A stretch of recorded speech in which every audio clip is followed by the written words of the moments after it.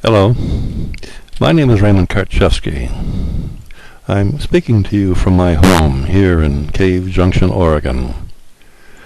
Tonight I would like to discuss with you the destruction of the human spirit through the means of politics. Until we, as a people, heal ourselves, no man will solve our problems. One looks to the state of affairs in America today and wonders how it could have happened to the home of the brave and the land of the free. That's an easy one.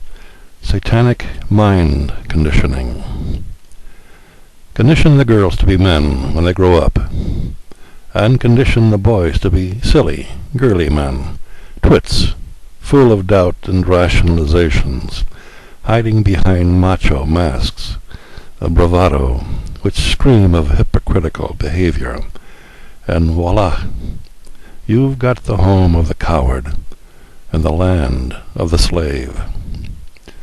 A man, a real man, one who stands erect with backbone and integrity, towers over the masses of hunched-over, groveling, bowing, and scraping peons who have already compromised their integrity over the slightest of advantages offered them along the way by their mind-controlling handlers. It's all cumulative and occurs slowly over a lifetime, so it is never noticed by those who love their secure chains of slavery. All they know is that they have lost their manhood. They are confused, emotional, unstable, frozen in time, needy, codependent children, navigating through life while housed in adult bodies.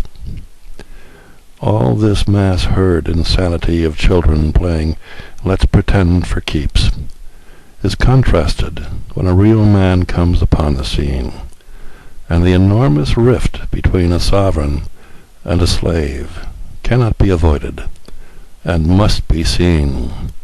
A disturbing revelation, to be sure.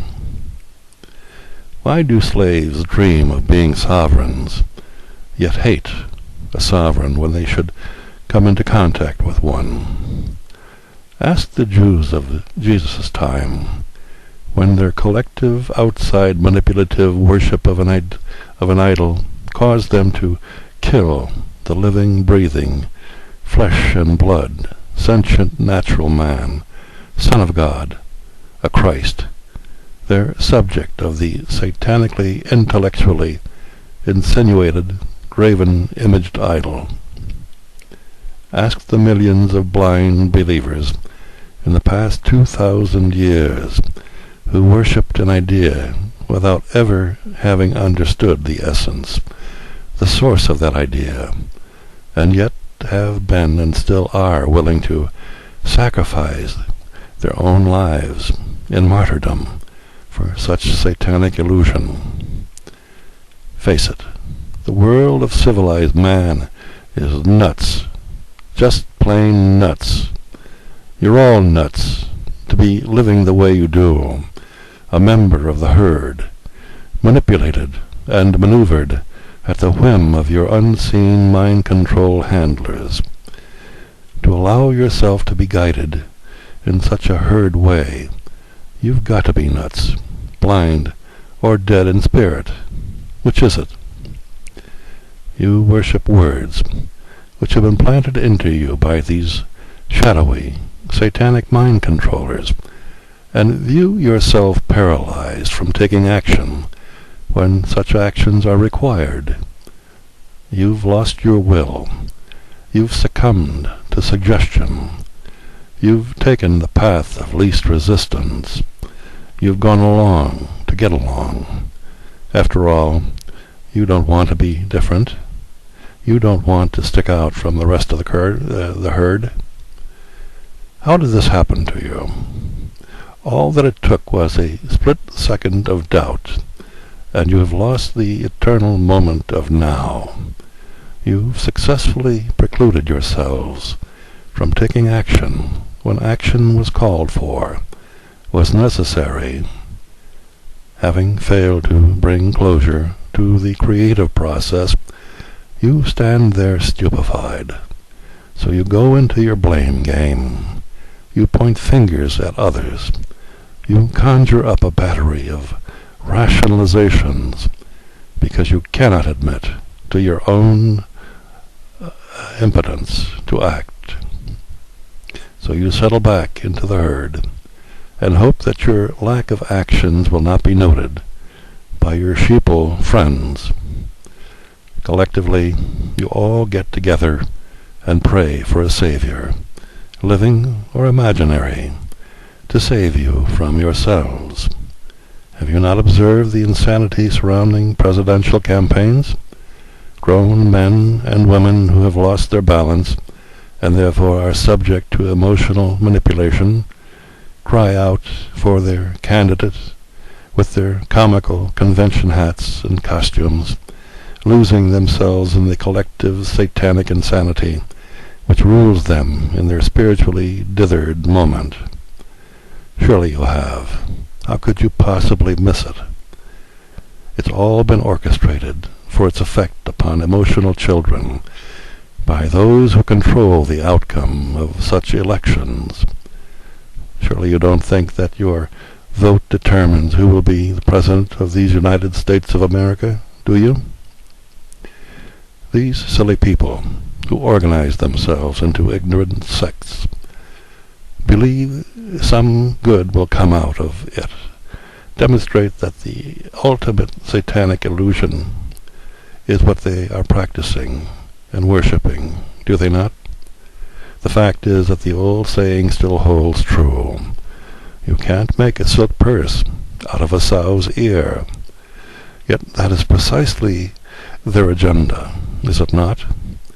These shallow images in time become your leaders, and satanic life on earth continues on without missing a beat. No, the taking back of your country, your life, and your world rests in the hands of each and every one of you. You are your own savior.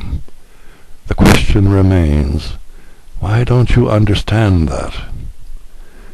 This is not a new revelation that I am pointing out to you. It goes to the very heart of how sovereign people have become slaves of their own servants. Your inability to realize it is the universal satanic curse bestowed upon each and every one of you, who pridefully go about daily defending your ignorance and confusion, while rationalizing the deterioration of the quality of your lives. The answers you are looking for will not be given to you on a silver platter.